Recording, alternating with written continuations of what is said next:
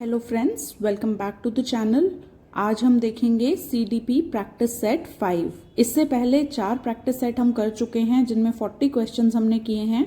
आप उन सभी क्वेश्चंस को ध्यान से देखिए क्योंकि सीडीपी में कहीं ना कहीं ये क्वेश्चंस आपके रिपीट ज़रूर होते हैं। ये पेडागोजी के क्वेश्चंस आपको हर जगह हेल्प करेंगे। देखिए क्वेश्चन नंबर 1 देखते हैं। In a classroom discussion on cricket a teacher is giving more chances to boys than girls. Cricket पे क्लासरूम डिस्कशन हो रहा है और उसमें टीचर जो है ज्यादा चांसेस बॉयज को दे रहे हैं as compared to girls. By doing so he is, अब टीचर ने यहाँ पे क्या किया है? ए, कॉम्बैटिंग स्टीरियोटाइप थ्रेट, यानी कि जो रूढ़िबद्ध धारणाएं चली आ रही हैं उनको कम करने की कोशिश की है। B, practicing gender bias, gender पूर्वाग्रह का पालन कर रहा है टीचर यहाँ पे। इंश्योरिंग जेंडर इक्वालिटी, समानता की बात हो रही है। या ब्रेकिंग जेंडर स्टीरियोटाइप्स, या रूढ़िबद्ध धारणाओं को तोड़ा जा रहा है। आंसर यहाँ पे होगा B, practicing gender bias. Teacher यहाँ पे क्या कर रहा है? वो प्रैक्टिस कर रहा है जेंडर बायस को, यानी कि पूर्वाग्रह जो हैं उनका यहाँ पे पालन किया जा रहा है। पूर्वाग्रह क्या होते हैं? जब हम किसी भी एक लिंग विशेष के बारे में एक पर्टिकुलर तरह से धारणा बना लेते हैं कि ये जो जेंडर है ये ऐसे ही काम करते हैं, ये जो जेंडर है ये इस तरीके के काम करते हैं और उसके अनुरूप हम उनको ट्रीट करते हैं, तो उसको हम क्या कहते हैं? हम कहते हैं जेंडर पूर्वाग्रह। तो यहाँ पे वही किया जा रहा है, इसलिए आंसर यहाँ पे होगा B. Question number 2, in a group of diverse learners a teacher should. जब लर्नर्स जो हैं यानी कि जो विद्यार्थी होते हैं वो अलग अलग पृष्ठभूमि के होते हैं तो टीचर को क्या करना चाहिए? A, group students based on their performance in exam, उनके एग्जाम परफॉर्मेंस के हिसाब से उनको जो है ग्रुप करना चाहिए। Set and maintain expectations of success from all, सबसे एक तरह की एक्सपेक्टेशंस रखनी चाहिए। Divide students based on their socio economic context, बच्चों के सोशो इकोनॉमिक यानी कि जो उनका सामाजिक आर्थिक जो प्रसंग है उसके हिसाब से उनको बांट देना चाहिए। D, practice standardized curriculum and method, standardized curriculum यानी कि एक समान तरह का जो मानकीकृत पाठ्यचर्या और आकलन की जो विधियां हैं वो सबके लिए एक जैसी अपनानी चाहिए। तो टीचर को क्या करना चाहिए ऐसे केस में जब डाइवर्स लर्नर्स हों? तो यहाँ पे जो आंसर होगा वो होगा B, set and maintain expectations of success from all, यानी कि सक्सेस की एक्सपेक्टेशन जो है सबसे होनी चाहिए कि सभी जो छात्र छात्राएं हैं वो सफल होंगे। ऐसा नहीं है कि एक पर्टिकुलर जो ग्रुप है उसके बच्चों से टीचर एक्सपेक्ट करे कि ये सक्सेसफुल होंगे और एक पर्टिकुलर ग्रुप को सोचे कि ये तो सक्सेसफुल हो ही नहीं सकते। नो, टीचर को सबसे एक्सपेक्टेशंस लगानी चाहिए। टीचर को सबसे ये एक्सपेक्ट करना चाहिए कि सारे बच्चे मेहनत करेंगे और सारे के सारे बच्चे ही जो हैं बहुत अच्छा परफॉर्म करेंगे। नेक्स्ट क्वेश्चन है question number 3, formative assessment is done. अब फॉर्मेटिव असेसमेंट क्या होता है? रचनात्मक आकलन।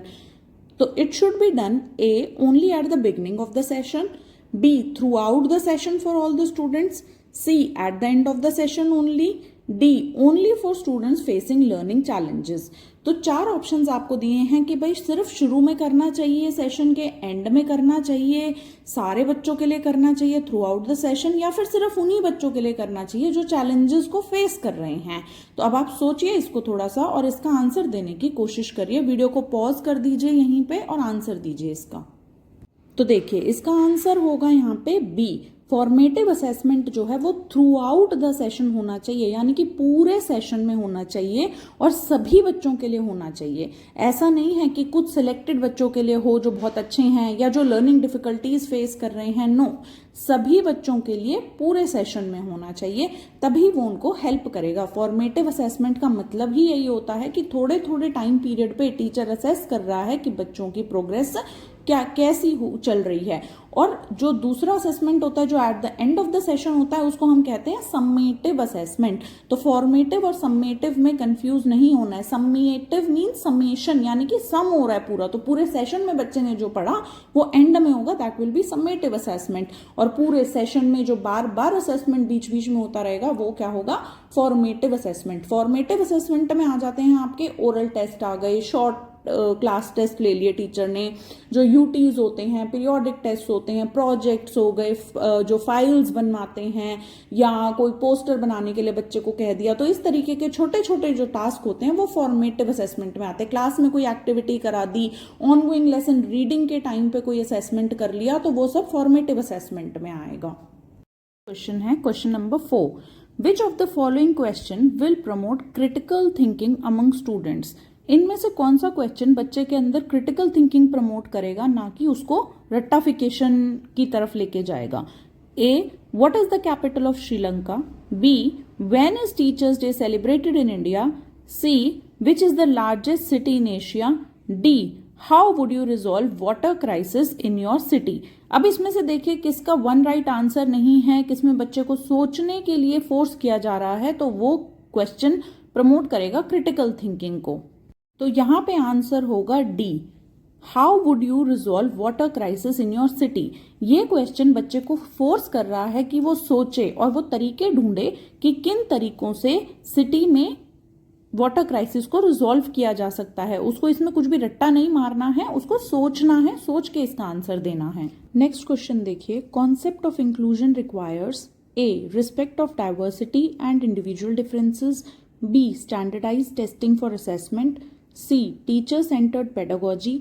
D. Labelling and segregation of students. Inclusion यानी कि समावेशन की अवधारणा में इनमें से किसकी आवश्यकता होती है? तो अब आप देखिए कि इंक्लूजन की जब हम बात कर रहे हैं तो हम अलग अलग चीज़ों की बात कर सकते हैं, चाहे वो एबिलिटी हो, कल्चर हो, इस तरीके की चीज़ें. तो आपको शायद इसका आइडिया हो गया होगा. आंसर यहाँ पे होगा A. Respect of diversity and individual differences. Next question है question number 6. Dyslexia poses direct challenge in the domain of.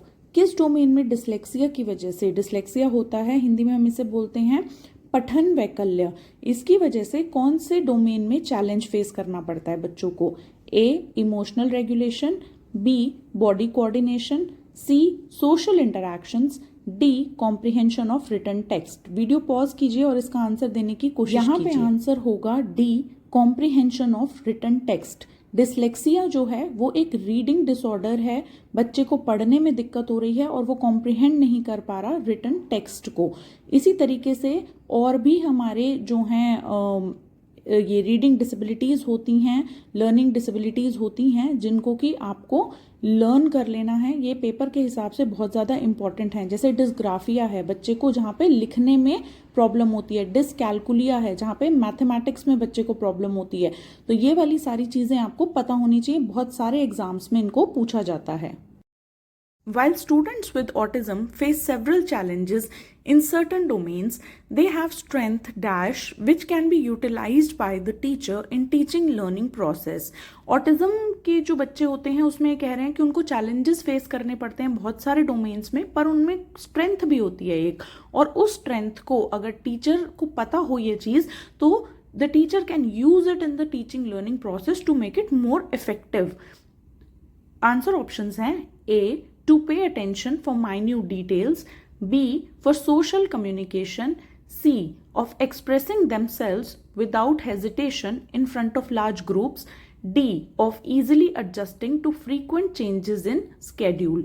इन चारों में से आप बताइए कौन सा आंसर ऑप्शन करेक्ट होगा. आंसर यहाँ पे होगा A. To pay attention for minute details. छोटी छोटी डिटेल्स पे अटेंशन पे कर सकते हैं वो बच्चे.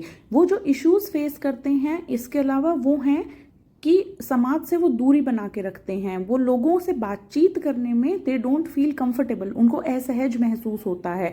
अपने थॉट्स को एक्सप्रेस करने में उनको प्रॉब्लम होती है. पर एक उनकी स्ट्रेंथ है and that is to pay attention to minute details. ये जो स्ट्रेंथ है इसको टीचर क्लासरूम में यूज कर सकते हैं. नेक्स्ट क्वेश्चन है question number 8. Which of the following mode should be avoided while teaching students with visual impairment. Visual impairment यानी कि दृष्टि बाधित जो बच्चे होते हैं उनको पढ़ाने के लिए इनमें से क्या नहीं करना चाहिए. शुड बी अवॉइडेड लिखा है इसमें. तो language of the question is very very important. उसके कीवर्ड्स को अंडरलाइन करना और ध्यान से पढ़ना बहुत इंपॉर्टेंट है. A. Verbally explaining the content written on board. B. Providing tactile maps. C. Allowing use of assistive devices. D. Using written tests to assess learning. Very easy question. You can easily answer it. Pause the video and try answering this.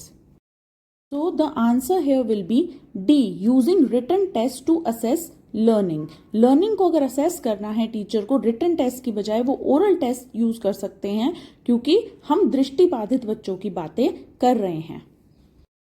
Next question है question number 9। Which of the following is not a characteristic of students with giftedness? A, above average intelligence level, B, higher order problem solving skills, C, high motivation to master skills, D, slow in processing information. So now the keyword here is not. Giftedness के जो students होते हैं, जो प्रतिभाशाली विद्यार्थी होते हैं, उनकी इनमें से कौन सी विशेषता नहीं है वो हमें बताना है। So please pause the video and try to answer this question. So the answer है will be D, slow in processing information. बाकी सारी कैरेक्टरिस्टिक्स जो हैं वो एक गिफ्टेड स्टूडेंट की हैं, एक गिफ्टेड चाइल्ड की हैं, बट वो इंफॉर्मेशन प्रोसेसिंग में स्लो नहीं होते। They are very fast with this process as well. Last question in the video. A teacher should motivate students to form dash view of ability and should consider learning as dash process. A, incremental and an active. B, entity, a passive. C, incremental passive. D, entity active. इसमें से learning कैसे देखनी चाहिए बच्चे को और उसको किस तरीके के प्रोसेस के साथ देखना चाहिए, ठीक है। एबिलिटी और लर्निंग दोनों का बताना है आपको कि किस व्यू पॉइंट से बच्चे को देखना चाहिए इन दोनों को।